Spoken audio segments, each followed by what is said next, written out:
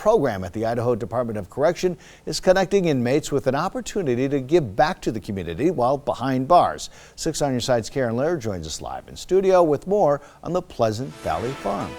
Well, Dawn, it's a 5-acre plot of land in the middle of the desert out by the state prison. And instead of letting that space go to waste, the program, under guidance of local farmers, dishes out 300,000 pounds of fresh vegetables every summer to Idaho families in need.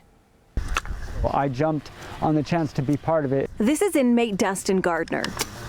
And with a name like that, you could say he found his calling, farming the fields at IDOC's Pleasant Valley Farm. We got another batch down here that we're going to plant later on. The program allows a handful of hand-picked inmates to step outside prison walls, spending daylight hours caring for a 5-acre vegetable farm to stock the shelves at the Idaho Foodbank with fresh produce. My mom was a single parent, and growing up we had to use food banks a lot just to get by.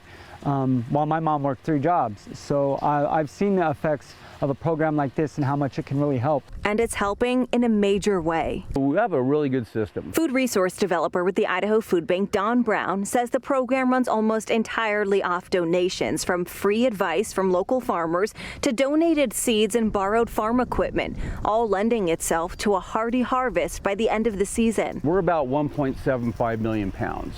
So that comes up to about 300,000 pounds of produce a year. Just from this farm. That's basically, 5 miles from the food bank. It seemed like it was never ending. These weeds go and go and go.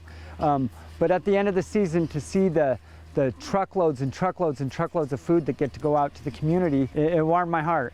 The inmates spend about 8 hours a day working out in this field, and they are learning a lot more than what it takes to grow fresh produce. It gives us all kinds of skills, not just skills of learning how to work, skills of knowing how to get along, skills of knowing who to pick to, social skills. What we hope they gain from this is an appreciation of number one, hard work, but also the satisfaction of something that you accomplished, something you did yourself by your own determination. Like any farmers, they've improved techniques through the years through trial and error. You get so focused on what you're doing that time flies. Seeing major success with melons, cucumbers, green beans, and beets, but one of their favorite crops to set aside space for is winter squash, feeding families almost year-round. Because winter squash, when we harvest it in October, it'll last in our warehouse until spring, summer. Changing lives for Treasure Valley families in need while rehabilitating those who need help the most. Sometimes in life, you need a second chance to go out there and do things the right way a second time.